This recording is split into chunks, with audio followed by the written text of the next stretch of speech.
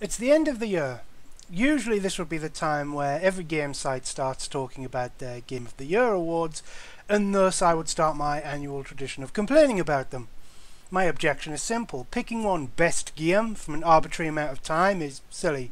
Imagine if there was a best game of the last 500 days or a game of the season, and the silliness would become obvious.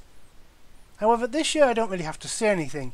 Most game websites and big name YouTubers shit the bed so much in the last few years that no one takes them seriously anymore. Not only that, but this has been one of the worst years for gaming, arguably ever, or at least since gaming went 3D, to the point where the candidates for Game of the Year are basically a Zelda game, a game from last year, and a remaster of a 20-year-old game. Okay, there was obviously more than that, but let's drop the politeness and be honest for a minute. Pretentious crap like Hellblade, Reaching for Petals, Little Nightmares and What Remains of Edith Finch have been pretty much forgotten, while AAA games like Destiny 2, Call of Duty, World War 2 and Star Wars Battlefront 2 were little more than flimsy justifications to get you to buy loot boxes. Now, in between those crappy extremes there was some good stuff. However, it could be argued that remasters like Turok 2, awesome as it is, don't really count as new games. Same with ports like Doom 4 and Skyrim on the Switch. Good games, yes, but it could be argued that they're not from this year. So what's left? Well, that kind of proves my point. It's difficult to think of 10 or even 5 great games that were released this year without resorting to Google to help jog your memory.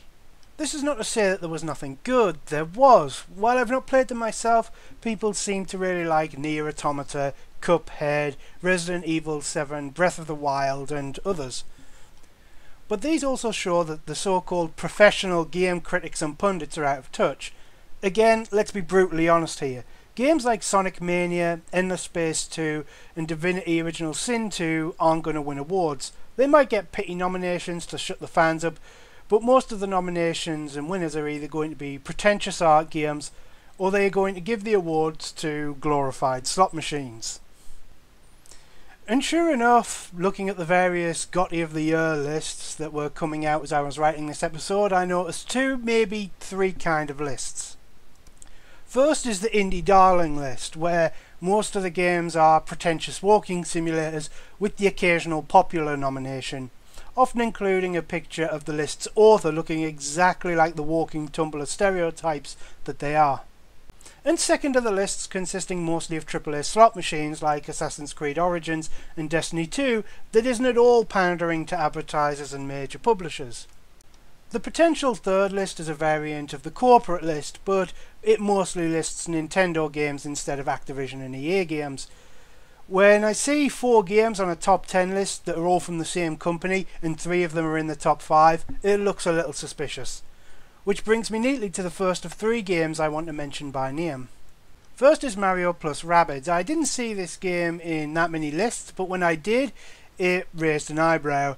I haven't played it, but let's be honest here, it's baby's first XCOM, with performance issues and a lack of replayability.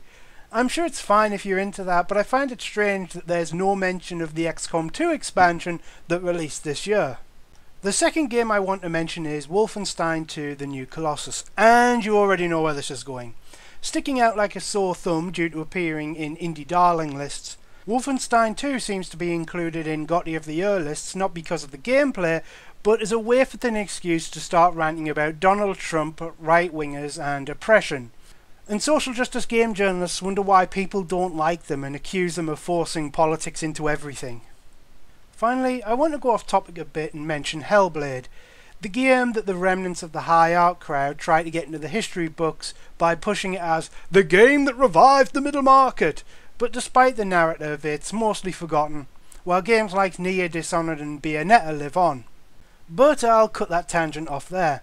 The point is, 2017 was a horrible year for games, with most AAA games being loot box gambling machines. There was some good stuff, but most of that was either re-releases of old games, or not the kind of games that win awards in this day and age. And ultimately, Goty of the Year lists always have been arbitrary, but at least they used to have some appeal and prestige. These days, those handing them out are irrelevant nobodies who are out of touch at best and clickbait hacks lacking any kind of credibility at worst. Thanks for watching. Bye.